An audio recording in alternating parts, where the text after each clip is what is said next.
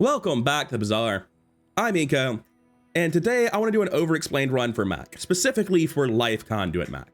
I view Life Conduit Mak as not just his strongest strategy, but by far his most consistent strategy. But every time I'm on the ladder, when I see a Mak, I'm like, oh god, I'm shaking in my boots before his items flip over. Like half the time it flips over, and for some reason he's not playing Life Conduit at all. Maybe there's not tryhards like I am, don't at me.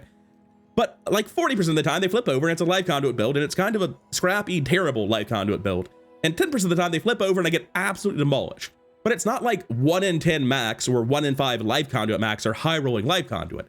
When I upload videos for Mak, you can look at like any of my past 3 or 4 uploads for Mak, they're all Life Conduit rolls and they're all first takes of playing Mak.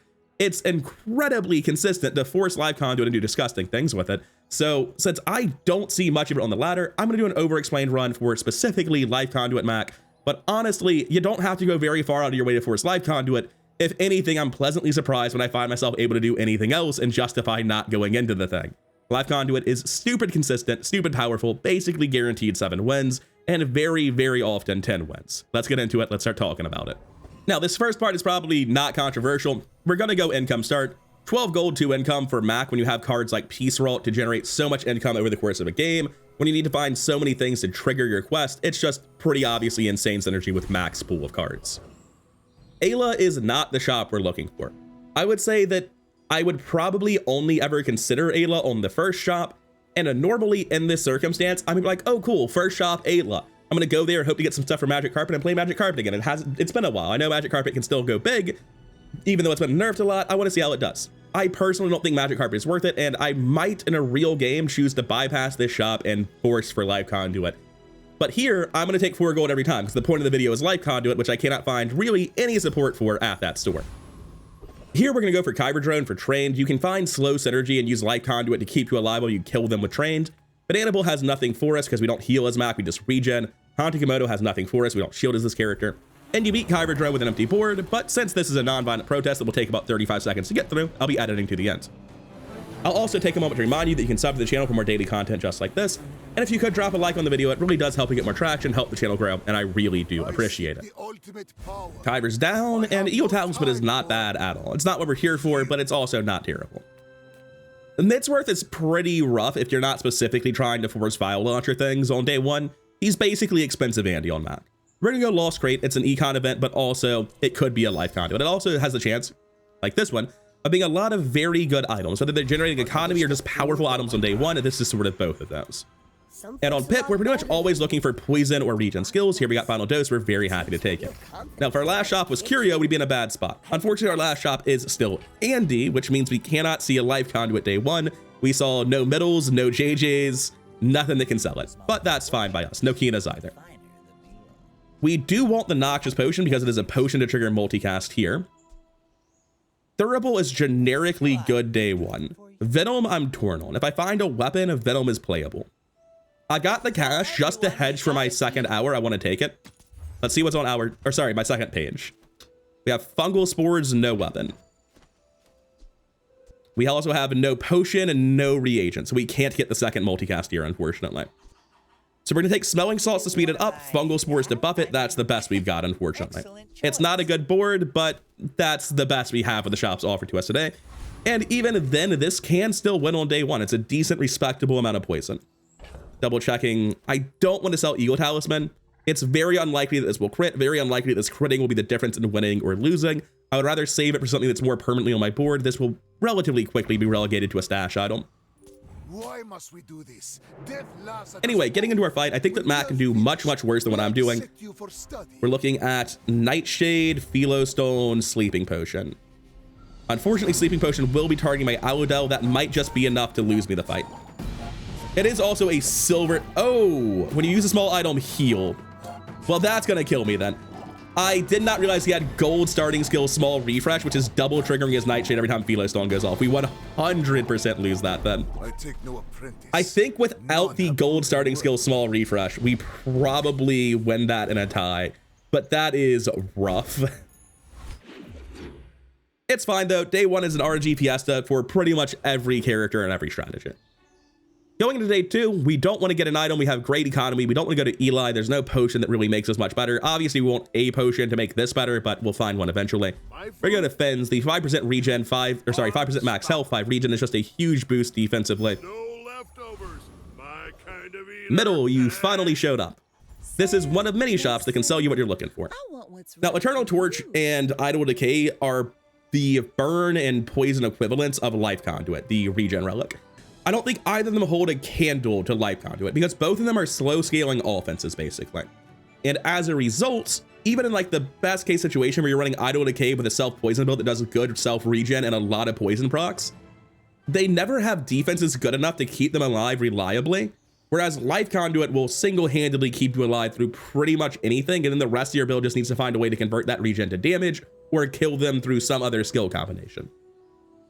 Even though on the surface it seems like Eternal Torch, Idle Decay, and Life Conduit all can play the same game, I find that Life Conduit is head and shoulders above the other two, and I pretty much never want to take Idle Decay or Eternal Torch. Idle Decay I think is the better one. I'll sometimes take it, especially on day 1. Eternal Torch I think is a straight up trap though. Freeze Mak I think is dead, and Candles promise to win you the early and mid game, only to lose it every time in my experience. So I'll be rolling past all of that. And here we're getting into the awkward spot where we're halfway through day 2 without seeing a Life Conduit or any support for it. This is actually fairly rare. We've seen one shop that can sell it so far. I'm considering, do I want Sands of Time because it is going to offer me an item to go on my board to speed up my slows, to speed up the Audel. It's not good. It offers me a path out, and this might be a failed Overexplained run where I pivot into Femur at some point at this point. So just to try to make sure I don't die to nonsense, I'll take it. And with Smelling Salts and Sands of Time, I think I am morally obliged to click Giant Mosquito and try to unlock Proboscis. This is part of any proper Overexplained run. Even if you're really trying to force something, you might miss it, you might get unlucky, and it's correct to try to pivot out of it. To be clear, I still think I'm doing an Overexplained Life Conduit run. Despite all these steps I'm taking to try to do something else, it is very likely we still find a Life Conduit and go into it. It's just that I think these are very clearly the optimal plays to be making, and I should not be trying to force it at tremendous detriment to myself. Silver Insect Wing is nice, but again, I don't feel like I have a target for it. Kina, help me out. With no weapons? Leave I get a second reagent. I think the second reagent is worth more than hasting this, so I want the Hemlock. I don't value these buffs very much, but I think I'm still taking them. Yeah, I am. I'm not happy about it, but I'm doing it. But I'm glad you bought this. And we roll. Still nothing. A lot of candles today, huh? That's technically fine. We level up, and we're going to sort out our new board, which I believe is going to be Sands of Time, Smelling Salts, buffing Fungal Spores with the 3x multicast here. Unfortunately, because both of these are poison, we cannot get the buff on Aludel the way we would want it to be. Anyways, Bronze Tier Tool is less gold than 2 gold in a Bronze Tier loot, so we're going to be taking the loot item. The poison is greatly appreciated with a big multicast like Aludel. Herma is a huge part of why Life Conduit is the strategy we're going for. She has a very small pool of items because you don't have heal items, and at Bronze and Silver, there are not very many regen items. So we're extremely likely to find Life Conduit here. So, like I was saying, we're still going into Life Conduit. And I'm happy enough to roll here and look for more stuff on the second page. To be honest, I don't mind picking up this Sifting Pan. It's an 8 gold catalyst generator. But I'm definitely selling the Insect Wing onto this. I'm definitely giving it the crit. We're definitely playing this as our main strategy. We're probably not putting it on the board today. This is important. The quest isn't done. It's a bad item. It is 2 regen every 5 seconds. You don't want to run this if you don't have to. And right now, we don't have to. Now, I could grab the Sifting Pan or I could roll. If I grab the Sifting Pan, I'm only getting 1 regen item here. I'm going to hope for better than that. There's 2 regen items for the same price and potentially another one. I think we want all of this, which means we need to sell 2 gold worth of trash. That's pretty easy to do. We sell the extract onto this. We sell the venom because we're never running weapons. And that allows us to buy the sword cane, sell it back, and then buy quill and ink and myrrh. So we went from not having the Life Conduit to having it and having 5 out of 8 done in one shop. Herma's incredibly good for this quest specifically. And now, because I have the myrrh, I can rearrange my board to get the multicast poison item to have the final dose buff. And we are still going to use Sands of Time with Smelling Salts to buff Fungal Spores to get this thing poisoning more faster. Hemlock is worth keeping in my stash. Every regen item is worth keeping in my stash. There is an argument that Sands of Time is so bad that I would not mind running Quill and Ink because it's getting buffed by the fungal spores before it goes off for a lot more poison.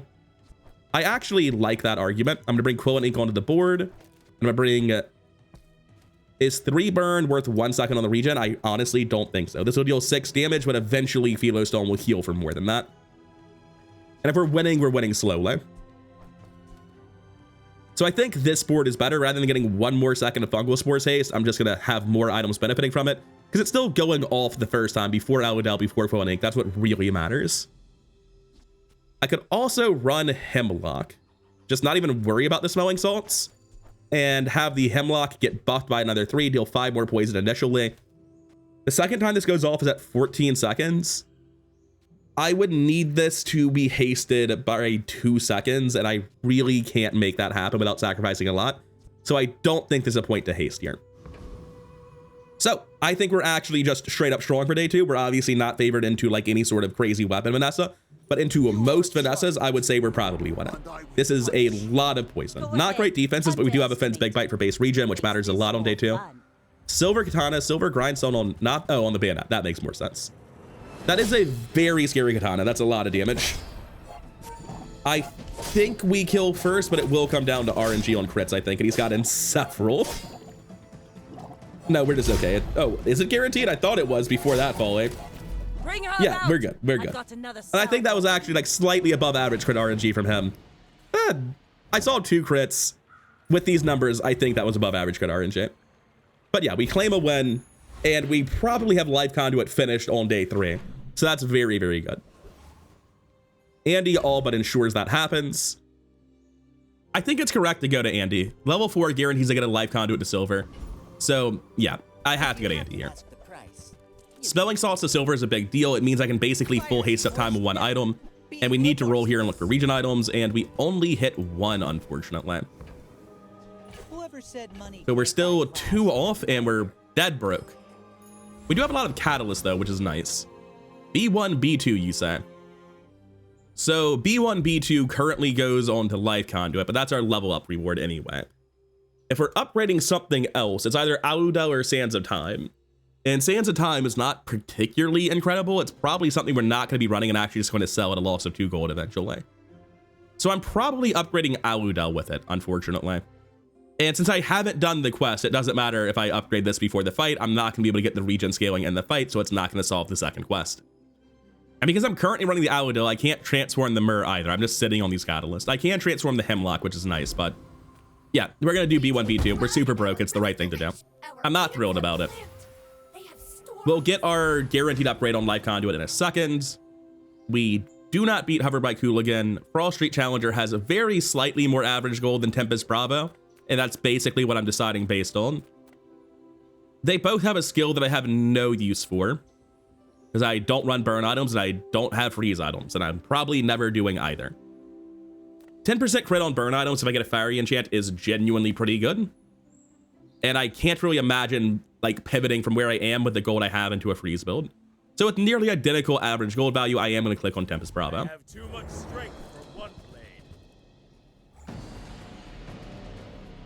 I'm not quite sure if I'm going to be able to play Life Conduit in today's fight. I've had runs where I had like a silver Life Conduit that was completely solved on day 2. It's rare, but it happens. It's not that uncommon on day 3. But I think if I'm not solving the quest before the fight, I'm not super convinced that I want to be running the Life Conduit at all. And I'm pretty sure I'm tossing the Sands of Time now. Gonna bring this in now because we're gonna upgrade in a second. Yeah, sorry, Sands of Time. It's just not happening. Ayla is very much not the shop I want. I'm going to take an econ option instead. I could take a bit of poison here, but I want econ. I want to crack this sooner rather than later. Barbed Claws is actually a little bit playable, but not really important right now. Life Conduit has to go to silver. It is the core of the build. It is the thing we sat down to explain, even though it's not cracked just yet. Ball Pack is very, very good. I'm happy to see that. It's against Fens. That's unfortunate, but we're going to be going to Ball Pack. There's a special promotion today. There are 2 regen items in this shop. I am very happy about it. So he's willing to buy my catalyst for 1 extra, and I have some reagents I'm looking to transform. Let's start with the Hemlock. Toxic Fire Potion. So by doing that, Unfortunately, it is toxic, meaning that it's making the Aludel worse. That is true. I don't know if I actually want this. I might roll it again. We're always buying both of these. There's a tiny argument to selling the Quill and Ink and buying the Quill and Ink because the values matter so little, but I think they matter enough.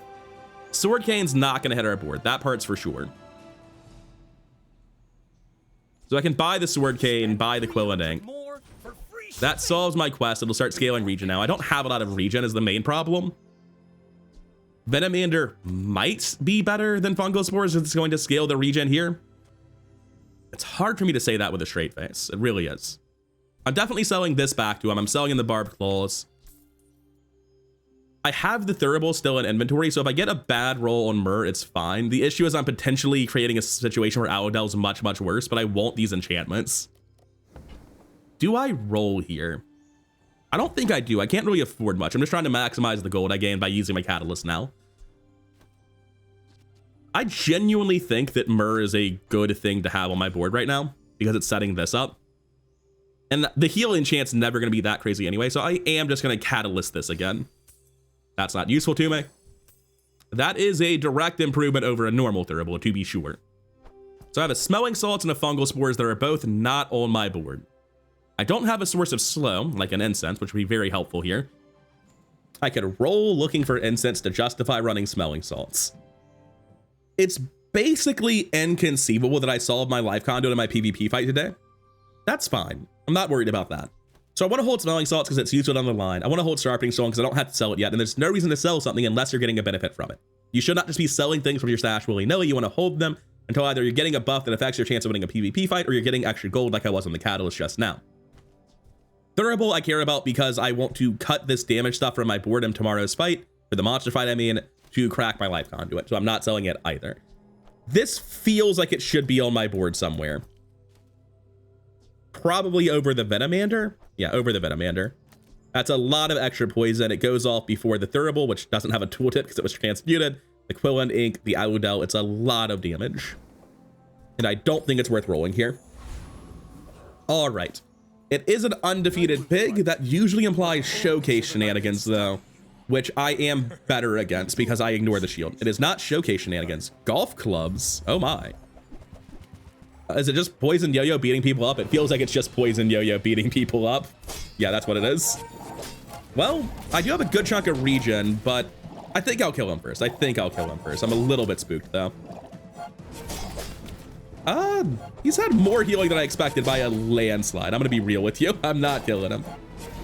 You've got potential, I bet. What was all of that healing from? Because he was at like full health when he was at 70 poison, wasn't he? As a heads up, the reason I rewatch fights is to better understand how boards work, because I want to know when I'm misunderstanding, like what is stronger than I'm giving it credit for.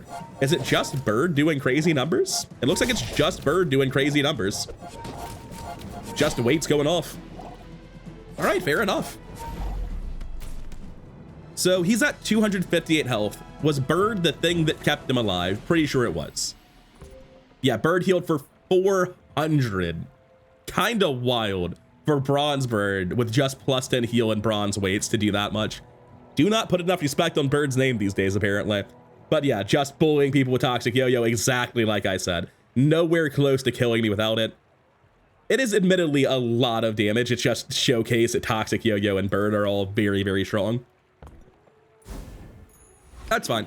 This is a build where point of Overexplained is that it's pretty much guaranteed 7 wins, and this is the build at its weakest, running Life Conduit without the quest completed. With the completed quest there, we would have won the fight, but oh well. Andy is not an exceptional vendor for us, but I would like to have a macroscope for later. I would like to have an excavation tools. I don't much value Runic Potion. Huh.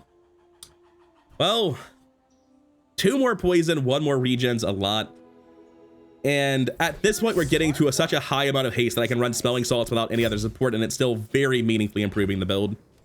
So I think that this is the worst board I can construct for my monster fight so far. This should be able to crack a quest against anything, by the way. Except for Hydra Dude, he would just kill me. Quixel, what do you have?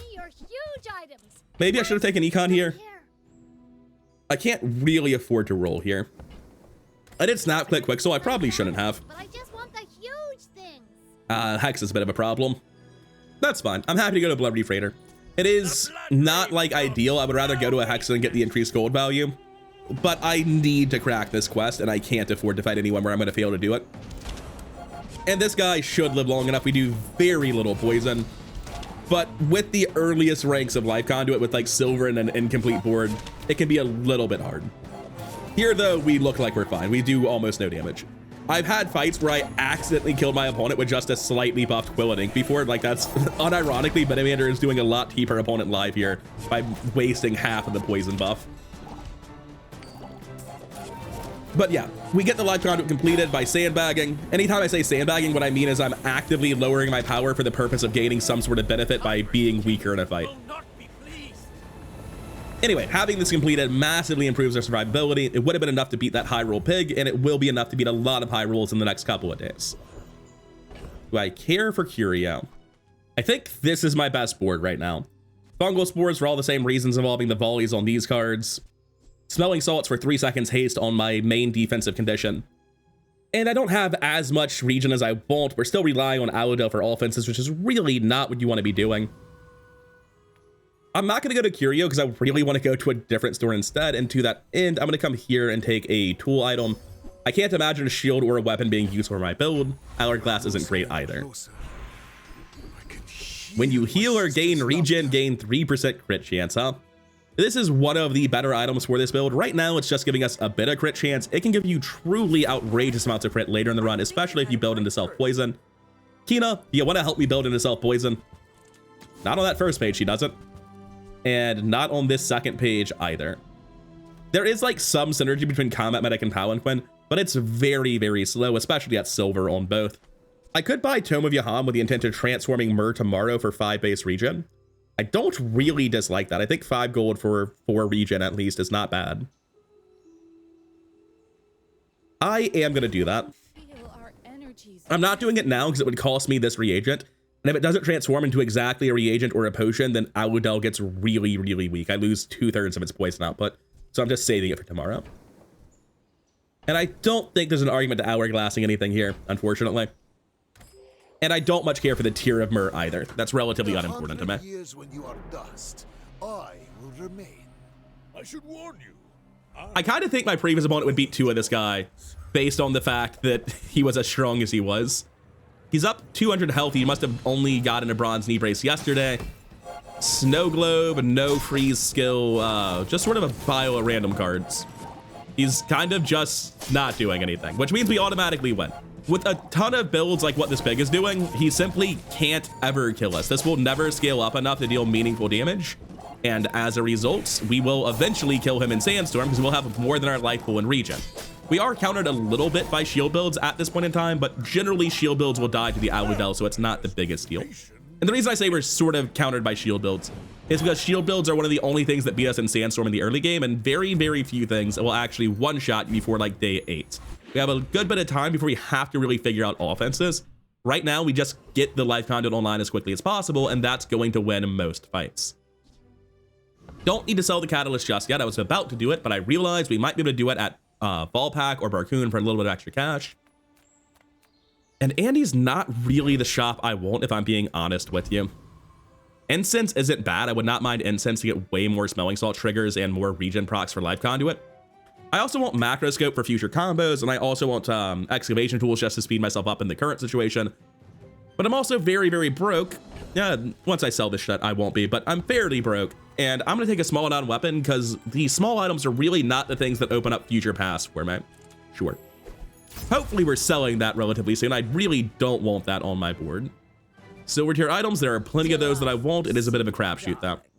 I do not want to upgrade this. This is not worth the gold to me. Does that make my board better? Yes. It also prevents me from pivoting to the things that will actually be winning the run eventually. We're going to roll and hope for the best. The Allodale upgrade that we've all been secretly hoping for, I say. Amber's not terrible, but I don't think it's the right call.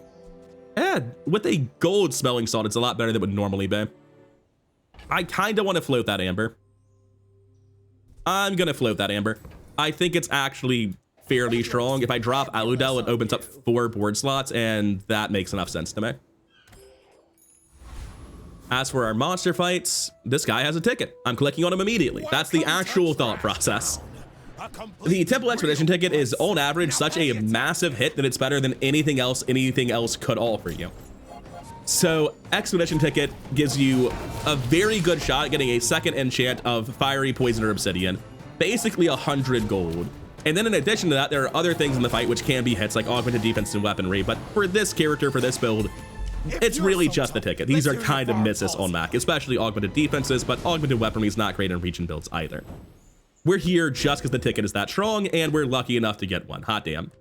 Sell the Hourglass, I suppose. We're never running that.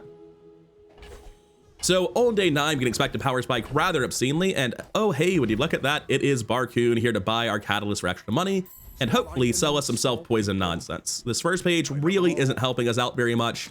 Come on. No self-poison nonsense today, but I think I am willing to transform the Mur at this point. I'm definitely willing to sell a lot of my weaker items. I don't expect to have a weapon anytime soon. If I do have one, it's going to be an Obsidian enchant, and this is going to be a relatively pitiful amount of damage in the grand scheme of things. This is a gift at any price. I want to use a catalyst on the Mur for 5 regen. I understand that this could make my build worse because we don't know what's in the next shop, but I'm doing it now anyway. It's smaller than Second smelling salts, you say. So this will actually be doing a lot of hasting onto the first smelling salts now, which is pretty good. It's not ideal, but it's all right. Obviously, we're upset about this. We want that to be better. But Bronze Thunderbolt is pretty terrible. This is up to 5 regen. It's not awful. Venomander is pretty terrible. Honestly, getting 2 seconds of haste at 7, it's worth it. It's not incredible, but it's worth it. With 2 of these, do I think I prefer an Amber? Like, I could just crop the fungal spores and do this. Maybe even do that instead because it's faster. This is a much more defensive version in the build, and it kind of has to be more defensive because we're losing one of the activations on Aludel. But I think it's actually a better version of the build for day 5 at least. Just getting more disruption and more regen is probably the way to go. To that end, do I want to give up on making Aludel multicast at all? Just run another regen item. Give up on Aludel entirely, run fungal spores and I guess Noxious Flask. Honestly, I don't mind that. I don't think that's bad. Even with the Aludel, we were in a spot where we were very much just hoping that Life Conduit would keep us alive until they died to the Aludel's relatively slow poison. This is broadly the same thing, except it's better at staying alive and worse at dealing damage, but honestly, being better at staying alive is the more important half of that. So yeah, I prefer this build anyway. Is it because I talk? The Bazaar has made Although we didn't have access to this build originally, we rolled into part of the reason it became better. 2 gold and a silver tier loot item. Let's hope for cooldown reduction or experience. Got nothing. It actually goes on to something for once. And we want to go to JJ. Hopefully we can find another reagent just to transform it. If we found another reagent, we could go back into Aludel. I don't know that we would want to though. Relatively rough shops this run. It technically makes me stronger. I'm going to sell it, but I am not thrilled about it. buy, don't buy. So, am I strong? No. I think I'm favored into anything except a better Life Conduit Mak. Exactly like you. And by that I mean what they can turn its defenses into offenses. It is Life Conduit with the full self-poison package. It's only bronze and he hasn't done the quest though, so I think I out-regen its poison and win in fatigue. I'm not 100% sure. We might tie in fatigue. It depends, because he has the haste from Adrenal Converter. I'm not actually 100% sure one way or the other. Right now, we're losing the race, and it looks like we're going to continue losing the race. Yeah, the self-poison scaling's too much. You are merely a It just gets ahead of me because of how fast Rapid Adrenal Converter is. It's just so much self-poison, unfortunately. And it's not like for lack of trying, right? I've been going to shops looking for exactly these items to speed up the exact same sort of build. I just didn't hit them. And in any guide, I remember somebody posting a comment on one video a while back being like, I don't know, you said this is the good thing to do, and then you barely won with it. This game is incredibly random. I'll talk about this while we get into our random fight. This game is incredibly random. In the best possible advice that is guaranteed correct. Like if someone gave you hypothetically certainly true advice, it would still result in game losses sometimes. Hell, very, very rarely it would result in going 0-7 and dying without winning a match, right? And obviously we're gonna, actually, I don't know if we're gonna lose this. I'm pretty sure we do, but I've never been in this sort of fight before where I had Life Conduit, no offenses into Infernal. I think we should die to burn and fatigue before he dies, or before we kill him. Actually, we might just die to the double burn tick very shortly because we don't live through 2 ticks of it. Yeah, unfortunate. Burn ticks after regen, so you take the burn damage, then you take the burn damage again, and then you regen. So that's why it killed me there. It's very unfortunate. I hope they change the way that works in the future. That actually would have been a narrow win if burn worked the same way poison does and was a lump summed with the regen. Got more experience and health out of that fight than I expected though. That's not a good fight for a Life Conduit build that hasn't found its offenses yet. Middle, would you like to give me some offenses or some better defenses? Because both are very doable. I can't be upset with it. Not what I'm looking for, but Vial Launcher, by the way, super broken. Generally, staying open to Vial Launcher as a possible game plan is not a bad thing to be doing. But in this case, it's a little bit late. I've got the gold Life Conduit, and it's competing with a lot of economy options. I'll be using this piece route just to eat my catalyst for gold. I'm perfectly happy with that. Anyways, what are our fights? Do we beat Lich? I do really low poison amounts. I'll definitely survive until the Sandstorm. I'm not worried about that. If I do this and put the Aludel back in, I think that might beat Lich. I need like the extra poison output so that it's actually taking damage during the fight. Because if we get to fatigue, I'm pretty sure I'll die first. Also, if I'm wrong about that, this should still generate so much regen that I'll win. I really don't like this potion, but I literally have nothing else to multicast the thing. It's very unfortunate. Yeah, the potion's the best thing I've got, even though it's basically an empty board spot. And beating Lich is very, very good for you. It's a lot of gold, a lot of experience. I mean, not really though, because I am going to get a bronze emerald like I always do when I fight Lich. But Life Conduit is massively favored into Lich. This is one of the weakest Life Conduits I've had on Lich Day in a very long time. The reason is because usually by now you have found a soul ring, a sunlight spear, a self-poison setup, or just some combination of skills and items that is good offensively. You usually don't just have this sort of jank low roll Life Conduit. This is, I would say, like bottom 20% Life Conduit runs so far. Definitely not great RNG. But as you can see, we pretty immediately start outstripping the poison, and it only gets more extreme as time progresses. So we're going to be fine into Sandstorm, and we have basically only kept pace with their regen so far. We're only just getting ahead in Sandstorm. It's important that we do that though. They're ticking down rapidly because once Sandstorm gets here, it will eventually kill you. It will eventually Sandstorm tick for more than your entire life bar. But like I was saying, even though this is a very low roll for Life Conduit, still going to put him in the ground. I think having the gold Life Conduit is less valuable than like all of the supporting items. Petron Gaze is incredible. That's going to help the build a lot. One of the main things Life Conduit is afraid of is somebody getting in under you and killing you before you scale up. This helps tremendously. I would say that we just got elevated back to the top half, from bottom 5th to somewhere in the top half. Bit of starting regen's not terrible.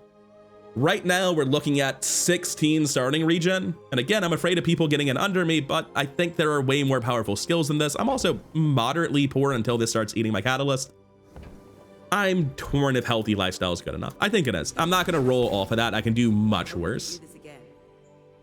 Now, fun fact with Life Conduit, there is just straight up not a large item in the game I care about, and most of the things I care about are medium items, despite how bad middle has been in this run. So Midsworth's really only offering me a small handful of items that I would care about tremendously. He is also letting me eat a catalyst though.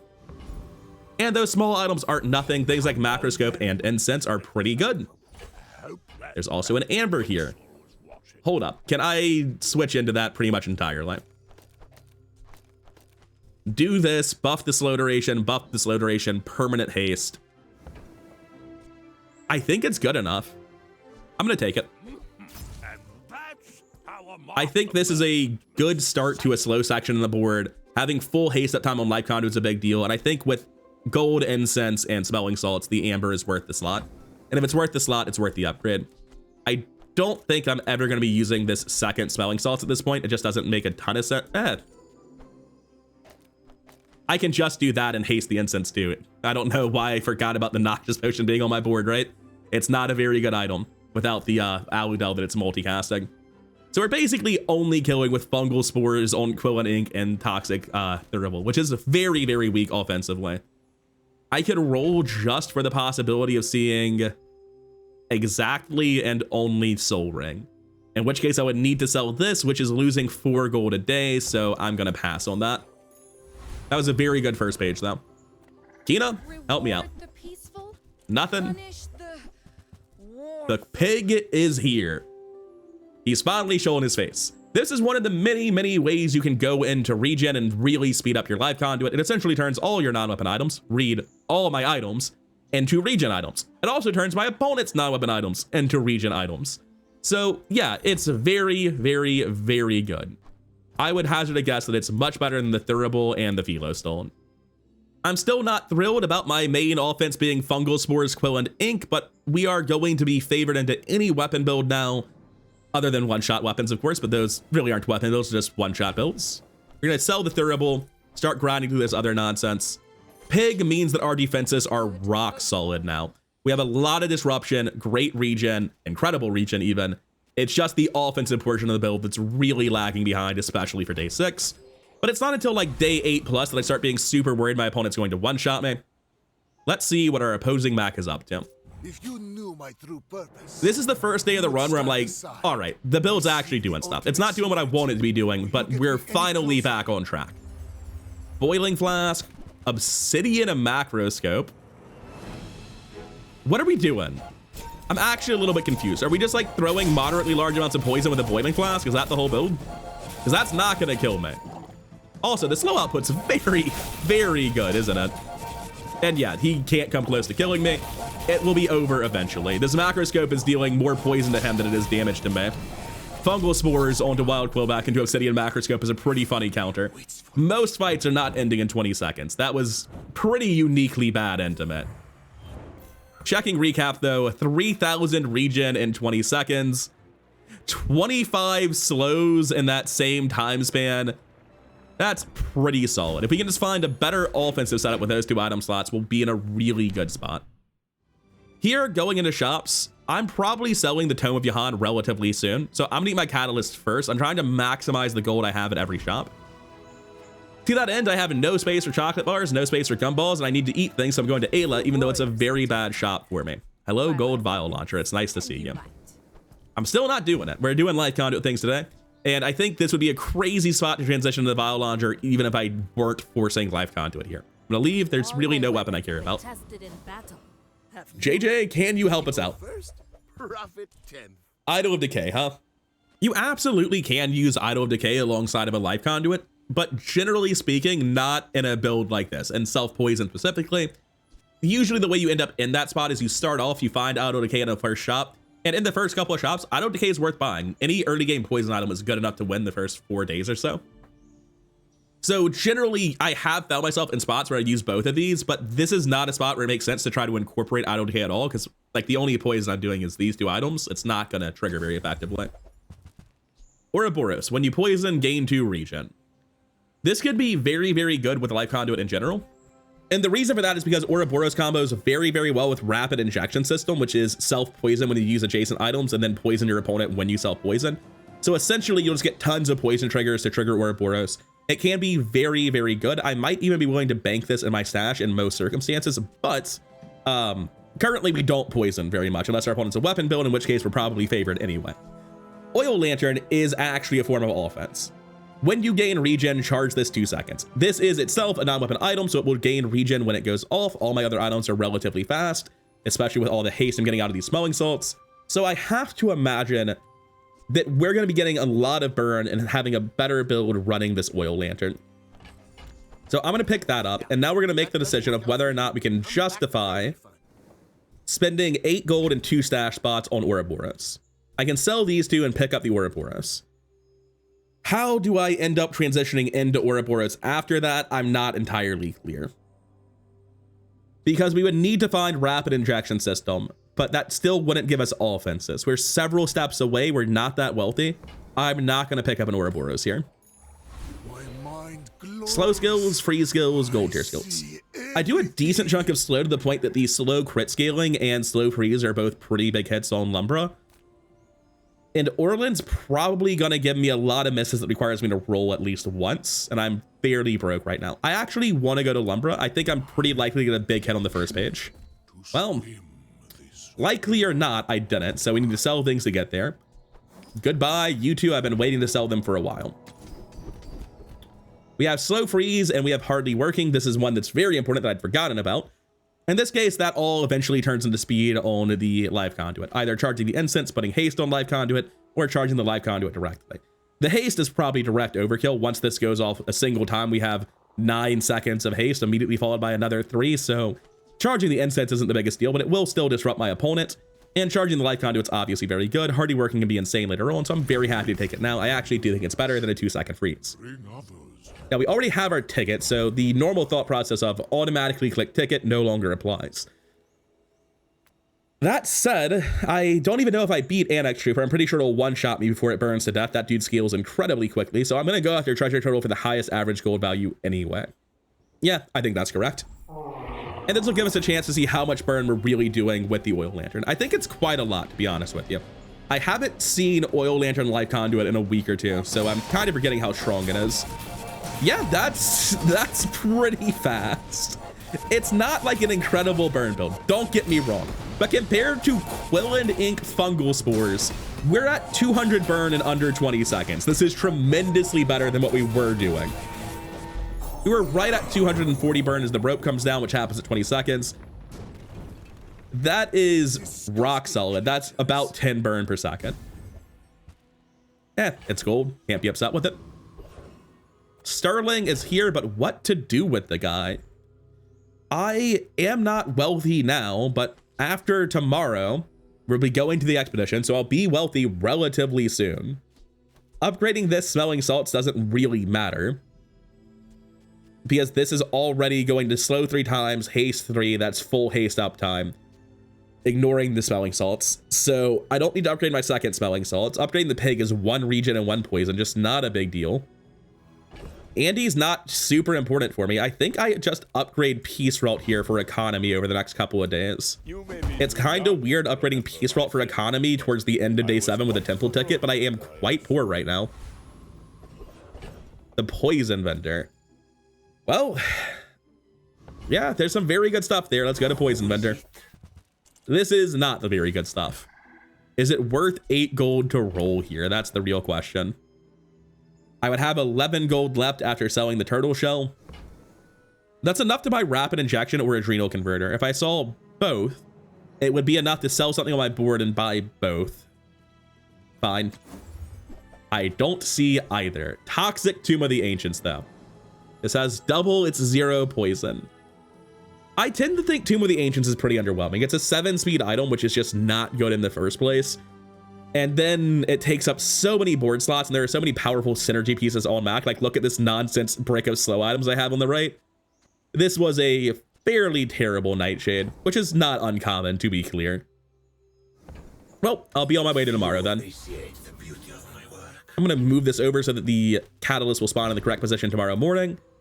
3-win Mac to 2-win Mac. Neither of us doing great, having relatively rough records, but I feel pretty strong for the day. I should survive most things a Mac can do. What is her offense? Hey, no, seriously. What is this build? It's permanently slow, kill them with fireflies.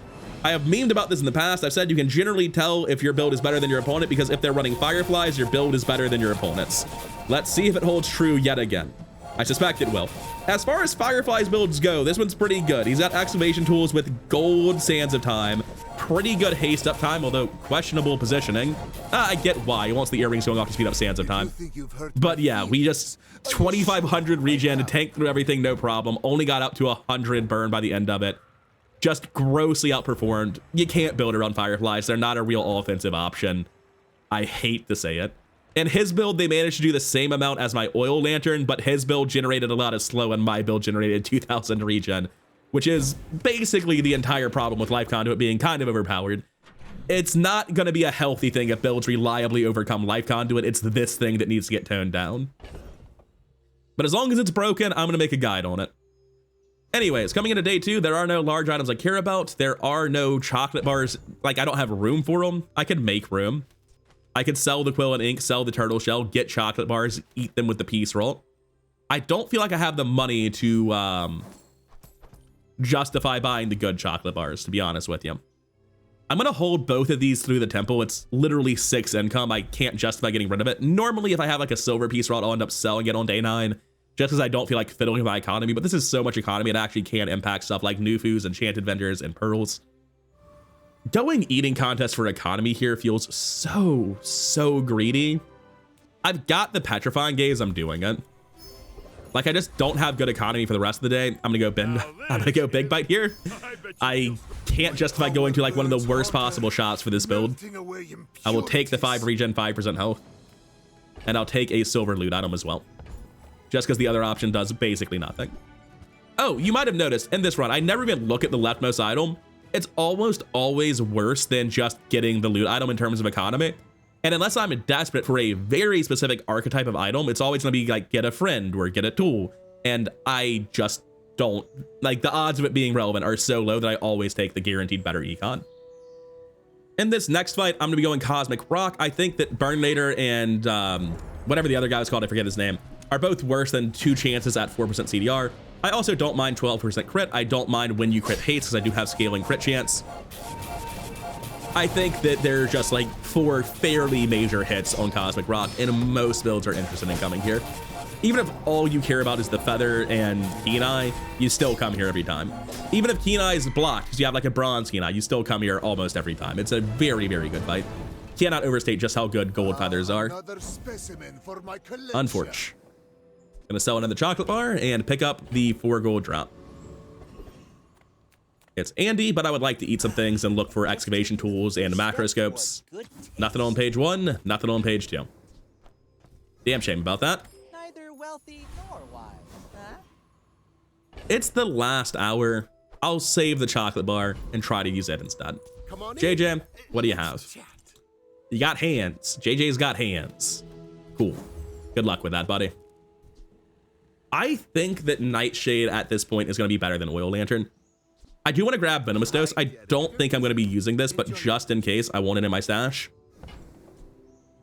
And I do firmly believe Nightshade is better than Oil Lantern. Both of them are kind of weak. I'd much rather a Soul Ring. I'd much rather a Sunlight Sphere. They're both far better. I'd much rather have an offensive enchant on Life Conduit. But barring any of that, I do think Oil Lantern is a stopgap. It's comparable to Nightshade, but worse. And I'm going to the temple, so I'm willing to spend my money on this. If I weren't going to the temple tomorrow, I might not have been willing to spend the cash. I think this is a relatively minor upgrade. Against a Mak, do I even want to go poison? Honestly, no. There's a chance that we end up playing into fatigue, and if we do, then the burn will be much more valuable than regen, or sorry, than poison. So because it's a Mak, and we might just both be Life Conduit stalling into the oblivion, that means that burn will be better come Sandstorm. I'm probably not favored because I never found any offense. Oh, this is what I was talking about when I was talking shit at the start of the run. You see so many Maks where they flip over and you're terrified it's going to be Life Conduit, and it's some other thing that's not Life Conduit at all. And yeah, sure, he does have a decent chunk of regen with the secret formula, but it doesn't matter, right? Like, wow, it does 110 now? That's still less than my Life Conduit. You kind of need crazy regen for secret formula to be impressive. And it does actually look like he's doing enough regen that we might be hitting Sandstorm, which is kind of surprising considering how little regen he really has. Come the second use of secret formula, what's he get up? Oh, why is this still at 110? I felt like that was at 110 for like 20 seconds. Anyway, we're at 13,000 regen come the end of this. Very reasonable numbers. Wasn't expecting him to get that high. So 400 burn, huh? I think it was the right call into Mak. This is just like one of the many quest Maks that doesn't quite do it. Life Conduit puts every other quest Mak has to shame. Like the previous expansion for Mak, most of it's not very effective, and Life Conduit's completely insane. That's my opinion on the power level of all that jazz. Man, there's a bunch of trash in my inventory, isn't there? I'm not gonna hold the Oil Lantern. Kinda don't like either of these. You know what? Oil Lantern gives me more regen procs than Nightshade does, scaling Life Conduit up faster. That is an upside of the card. And I kind of like that upside, to be honest with you. Especially because we're probably about to be getting an enchant for one of them offensively. We're about to get 2 enchants here. I was wondering for a second if we actually beat the boulders here. We definitely beat the boulders. We're fine. We have slow. I was like, do I actually kill the boulders in 20 seconds? I'm going to be disrupted pretty heavily. I have the full Sandstorm timer to kill boulders. We have no worries here. And poison does nothing. We're just going to massively out-regen the tripwire. And obviously, if you fight Boulder Trap, you're assuming you just need to survive the tripwire. The boulders are not going to be doing anything. And yeah, we're dead on about that. The build's definitely a lot slower, but they'll burn down in under 30 seconds. I'm surprised how dead even the slows have been so far. No, it's actually been dead even the entire time. Is there new code for how slows work? Finally, they're not identical. That was bizarre to see them keep in lockstep for that long. It looks a little bit close, but remember that they're all slowed, so that like remaining 5 seconds is 10 seconds. Burning is scaling rather rapidly, right? So I don't think that was even remotely close. When you use a non-weapon item, slow. Obviously, just putting poison scaling on Life Conduit seems good too. The argument against taking poison scaling here is that we're about to see an enchant very, very likely at the end of this, right? When we get to the final room, it's incredibly likely that you see one of poison, fiery, or obsidian, all of which are either better than poison or it's just another poison enchant, which I really don't have a use for the second poison enchant. So this is sort of a huge bet if I don't put poison on Life Conduit. The thing is, putting slow on this pig is kind of massive. It removes the need to run restorative smelling salts at all, because I can just cut this for another board slot and use the pig instead of the incense for this smelling salts, and that allows me to cut the incense too. It's a fine card. I don't really want to cut it, but it gets me 1 to 2 board slots free from my current board position and permanently slows my opponent even more than I already do. I'm going to take Languid Dunes on the pig here. There's a chance I get punished for this by not getting any offensive enchant in the final room, but this is an incredibly massive amount of slow. And it lets me cut cards that would otherwise be kind of uncuttable from my board. So now, when it... Wait. Well, that's not good. I've made a mistake. This is explicitly wrong. 1 second. I'll explain my confusion. So the way Turbo Enchant works is when a player uses a non-weapon item, haste 1. I thought the way it worked is that stuff like Obsidian triggered off weapon use and status ailments triggered off non-weapon use.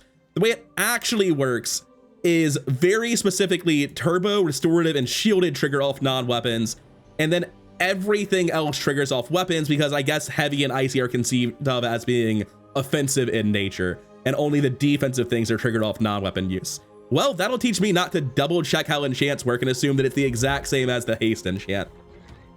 Well, if they're a weapon build, they're in for a bad time. Otherwise, that's not very good. I 100% would have taken poison on this had I known. Hopefully we get the enchant back. Toxic Tomb of the Ancients is here, wondering if you want to play with it.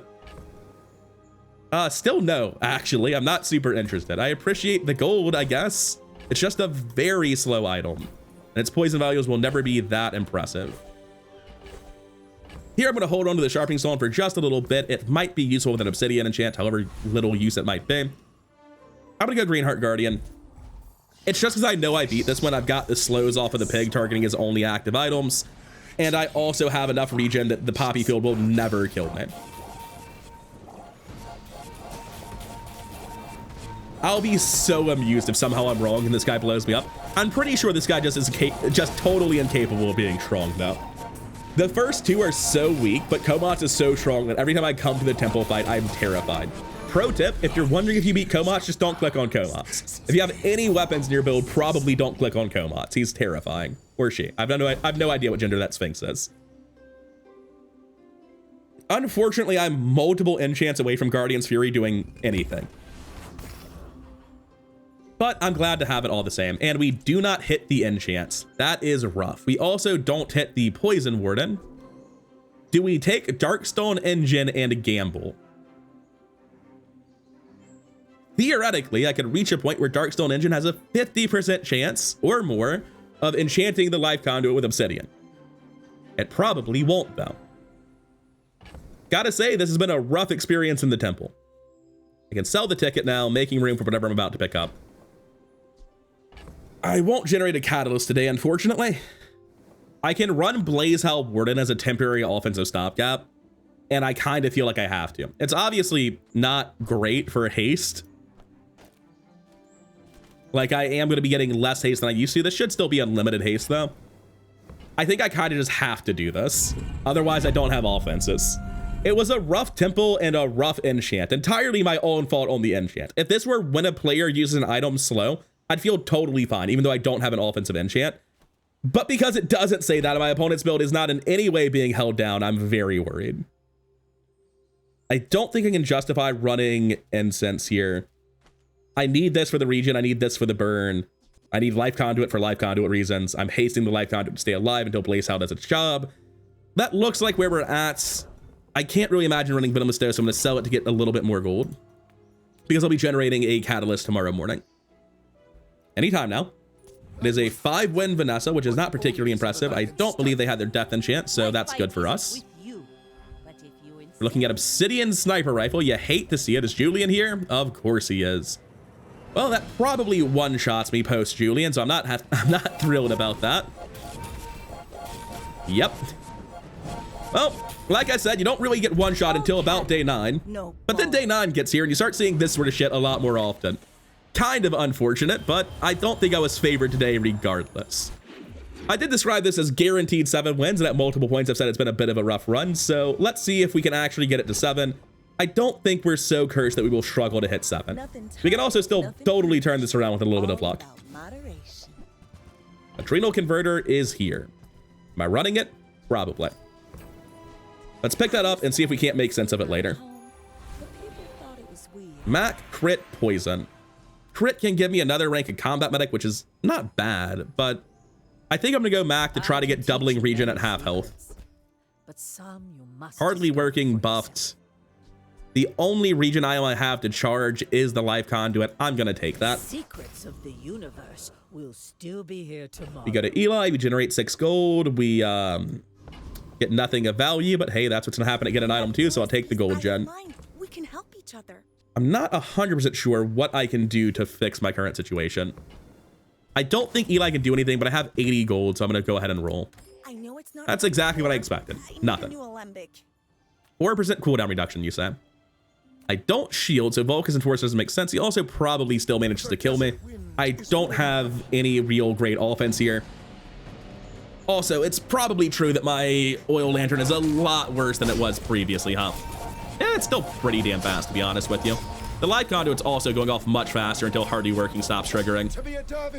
I don't know, we got to 600 to burn pretty fast, and in that time, 1,000 regen. That seems respectable to me. It's not what I want to be doing. Blazehowl plus Oil Lantern is not the way you want to flesh this out. Sells crit items, you say. What can I do with that?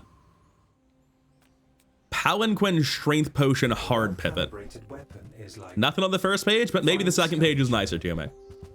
It's silver with no Strength Potion. That is just not usable, unfortunately. We kind of need a Strength Potion for its effect to make sense, and we need it at a higher tier than silver anyway.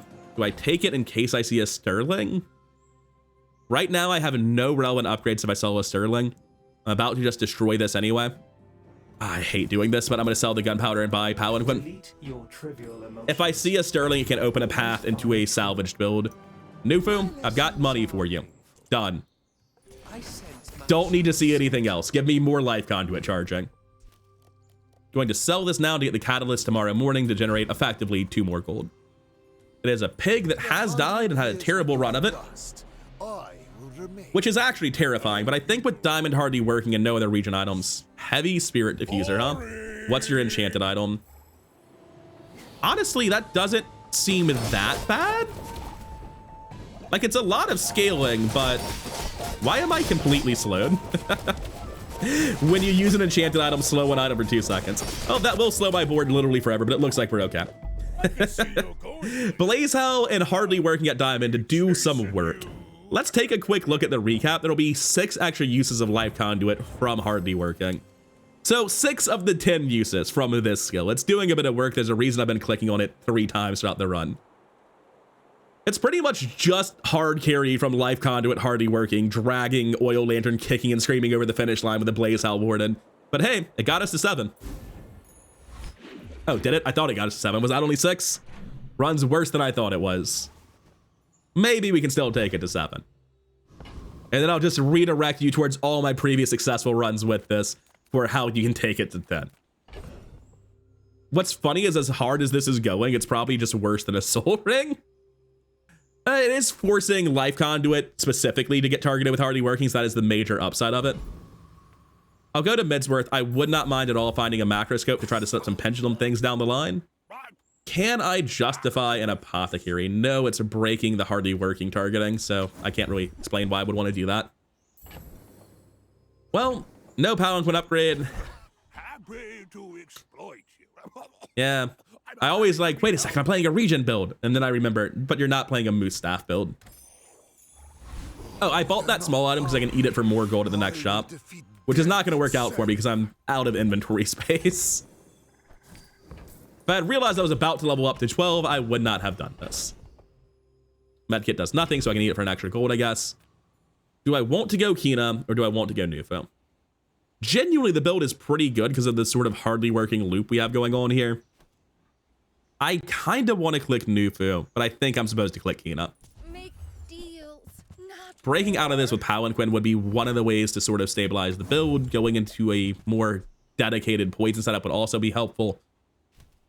Diamond Moth Meal is not what I'm looking for. being fully present with me. So Lord of the Waste puts me at 6 of 8, Void Golem 7 of 8. Being one closer really does matter a lot. But my build takes a second to start up. I might actually lose to Void Golem. And I also really highly value CDR. It has to be exactly a 1 experience event for me not to level up. For me to level up with Void Golem and not to level up with this guy. If I see 2 1 experience events, this will still level up. If I see a 2 experience event plus, this will still level up. So I can't really justify going to Void Golem when I'm not even sure I beat the guy. Also, 4% CDR, Diamond Pendulum. Generally, the way you want to take this to victory is with Diamond Pendulum, so we definitely should be taking the shot for it. I mean, there's no reason to say no to it, but we have no weapons to crit with. 1 XP, huh? Barcoon can upgrade this. He can open up self-poison, but honestly, at this point, is self-poison even good enough? I don't think it is. I don't think I can go into self-poison and expect the build to improve from here. I'm doing enough regen with Life Conduit. I'm basically looking for an offensive enchant to make this work, and the fact that I didn't take poison is comically fucking me here, but oh well. I'm gonna take 1 XP for the chance at the level up. Improve your ammo items. Girl, what ammo items? All right, let's figure out if we can do the Paladin switch now that we have these. I could probably do this and get to like a 1 second cooldown Life Conduit, which if it were poisonous would be sick.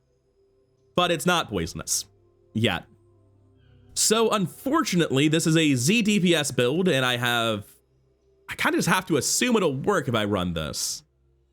At this point, I've accepted I'm never running an Adrenal Converter. So I'm going to sell that, and we're going to go see what our opponent's doing. I don't know why I should roll here, but I'm going to, just in case I'm forgetting something. Generally speaking, I make a lot of mistakes, and I've been super focused on one thing, and not rolling when I have so much money seems like a mistake. At the very least, I'm willing to spend 6 gold to make sure it isn't. It is a Vanessa. If somebody's gonna one-shot you or scale to the moon, it's gonna be a Vanessa. On the flip side, if someone's gonna get in under you and run out of steam, it's gonna be a Vanessa. So there's arguments to both builds. Also, dying now lets me get my death enchant sooner and figure out if I'm allowed to play this stupid crit Palanquin thing. So my base crit chance isn't very good, but it gets very, very fast, very, very quickly. I'm having a hard time believing that dropping my entire damage setup is going to improve the build. If it were like day 12 or 13, I would play Z DPS and hope. But on day 11, I think this can still actually beat my opponents. The diamond hardly working, I think, makes me favored right now, even though I basically don't have an enchant. May I dissect you for study? Let's see if I'm right about that. King, not to squabble with no. Toxic bladed hoverboard, toxic catfish. He's playing poison. That's great. I'm fine with that.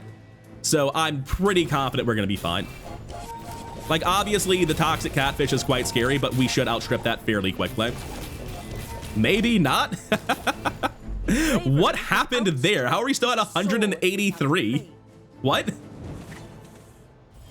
Let me take a recap of that. I would have beat that if I had gone all in on ZTPS, unfortunately. I'm trying to figure out why it was so bad. I guess just heavy dive weights with slow buffs is all it was, and I just didn't really activate anything. It's kind of wild that just heavy dive weights was that disruptive, because it felt like my board just never did anything after the first rotation. Yeah. just very, very high offensive output from heavy dive weights. Is anything charging this? Yeah, he has Toxic Flame. That's a big part of why I died so quickly. 49 burn here, 62 burn here, when normally that deals 18 burn, and I took 100 instead. Roughly comparable buffs, I would imagine, to his poison stuff. About half the buffs to his poison stuff. I'm surprised that did as much damage as it did, but oh well, here we are. Give me an offensive enchant so I can go Z DPS. Thank you. Cool, we have a build now. I don't think this can reliably be expected to go 10. I don't even think you can reliably expect this to go 7.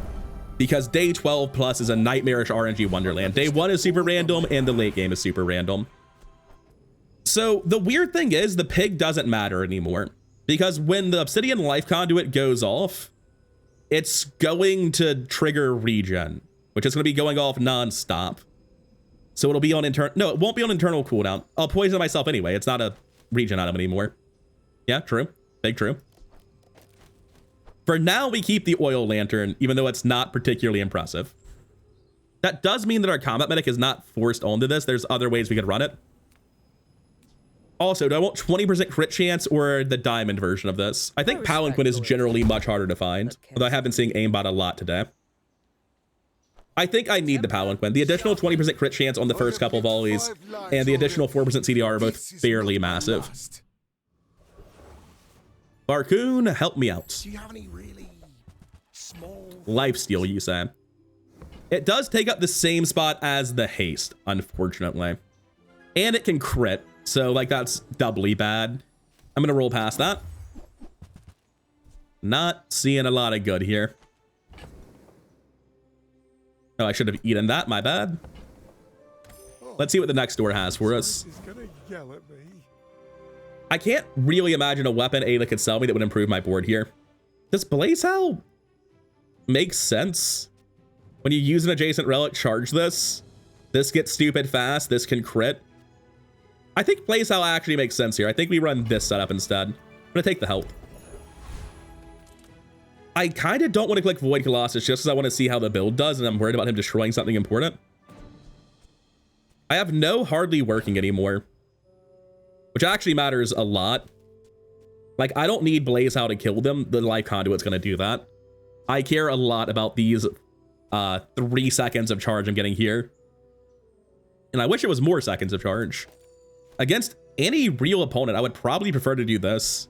Just give myself a chance at a little bit more slow and a little... Oh, wait, when a player uses a weapon, slow an item. This is a weapon. So this gives me a slow, causing this to charge it for 2 seconds.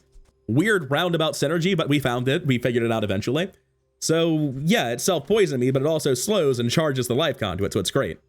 Okay, cool. That definitely makes the build better then. And I think it makes it fast enough that I'm going to try to beat Void Colossus.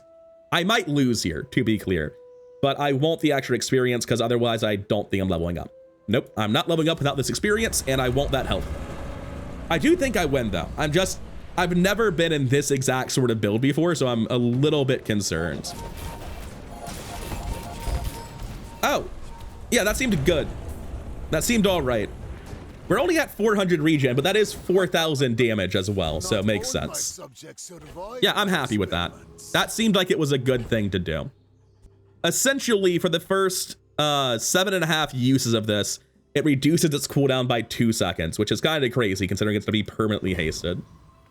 JJ, I'm kind of just looking for I can't imagine that ever pays for itself. I'm not doing that. I'm not even sure what I am looking for. I will take a pendulum. We say yes to pendulum in this house. I can't really imagine I find myself using the Blaze Howl Warden from here. In fact, I know I won't. And with as much gold as I have, I can sell it whenever I wanted to. We're leveling up today. Normally, you go to Bazaar to push experience, but right now, we're gonna hit 14 today. We're never hitting 15 today. We're probably never hitting 16 tomorrow. So the question is, what can Kina sell me? I think my board's on lock. I'm gonna take the experience. Diamond skills versus slow skills, huh? With hardly working already at diamond, not caring too much about crit scaling because of the strength potion and the palanquin, I am going to take diamond tier skills here.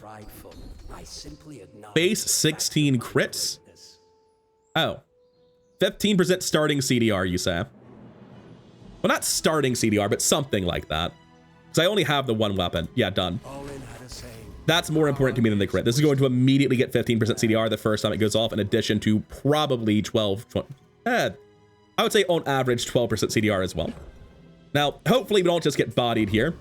There's always a chance that Raid Boss Pig at the end of a run blows us up, but I feel very, very strong. My true purpose, you would stand aside. But Pig can always kill you in under 4 seconds with the most nonsensical setups. Rusher Claw, Silk, yeah.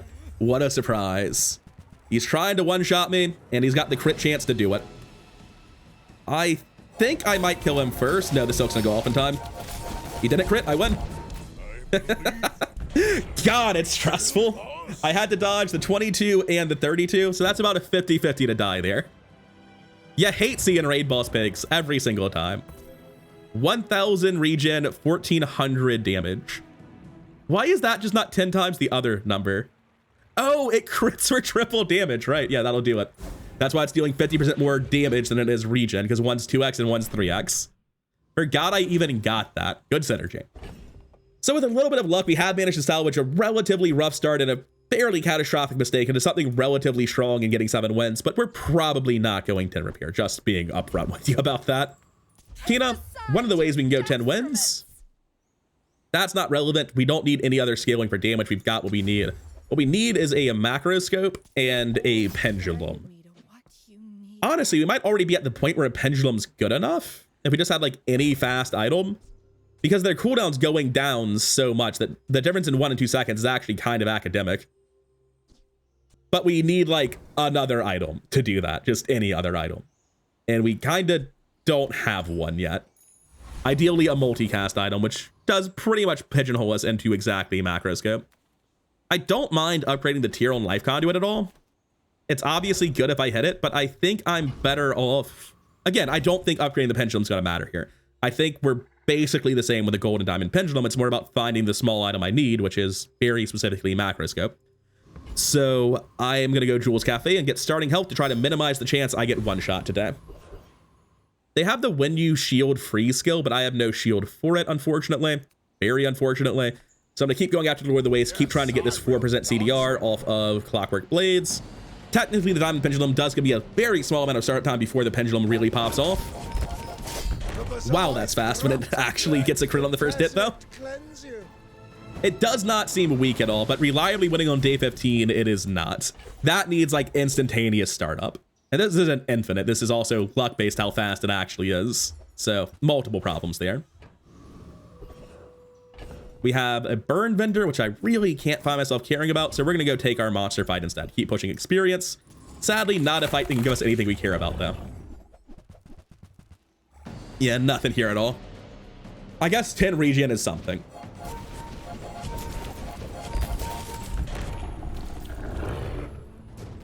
Yeah, so you can see that that guy, even though it had less health, lived notably longer because I got worse crit RNG in the opening volleys when it's random before the strength potion.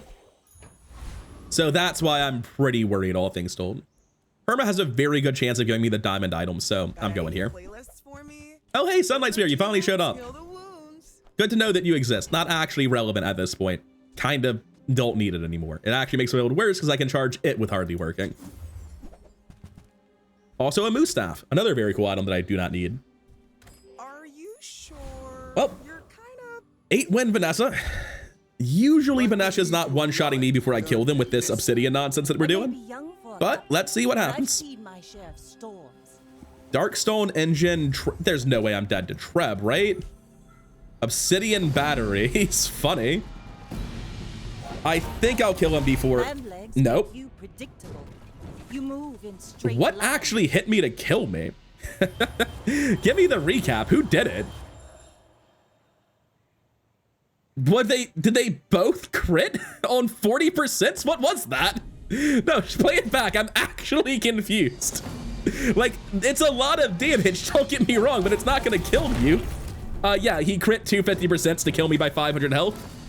And if he hadn't crit them both, I freeze his whole board, the shurikens don't resolve, and I kill him before he unfreezes. That is unlucky. But that's this run in a nutshell. Overexplained runs are not going to be something where I'm going to curate them to give you like, oh, this is what a great run looks like. This is the most interesting version of it. This was an unlucky version of Life Conduit. I misplayed taking a bad enchant when I could have taken an enchant that would have gotten me a win earlier where I just didn't have good offenses. Yes, I did find some broken stuff, but you will almost always find some broken stuff in the late game. A huge amount of the time, your win rate on day 7 with this sort of Mac is 6-1 or 7-0 or 5-2. I was, I believe, 3-3 on day 7. Yes, I found something broken eventually. The game's super random. There's no such thing as an average run. Every single run, you're gonna get something that's unlikely. What I mean is that any specific outcome is unlikely. Is it likely you're doing infinite Palanquin Strength Pot Life Conduit things? No. But it's not likely you're doing any specific version of any specific build. The point of this is that even with the roller coaster run we were on, where we had nothing in the early game, never found proper offenses, picked the wrong enchant because of bad memory about how the timing on this worked, even with all of those bad RNGs and that one major mistake, we still take this as 7 wins. We still saw multiple Macs that were doing things way less powerful than what Life Conduit can do, and beat Macs that were doing things worse than, at the time, our low roll Life Conduit was doing. With a little bit better RNG, this run absolutely could have gone to 10 wins. I genuinely think this run was like a Nightshade in the first 2 days and me knowing how this enchant timed out away from going 10 wins.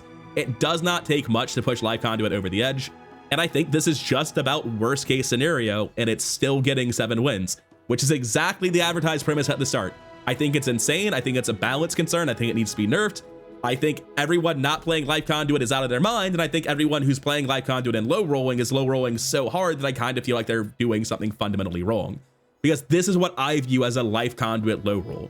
And sure, it ended in a crazy place. This is a great example of why I always say you don't want to go to the late game. That was what, day 13, and I managed to die with this nonsense? The game is so explosive and so fast, you can never expect to win no matter what build you have after day 12.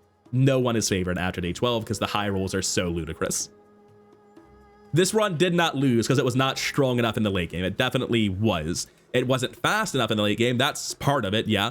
But the main reason it lost is because it had a bad early game, because it was playing a strategy that can dominate the early and mid game, and it left the early game at 3-3, which is wildly unlucky for this sort of build. Anyways, that'll be all for now. See you in the next one. Peace.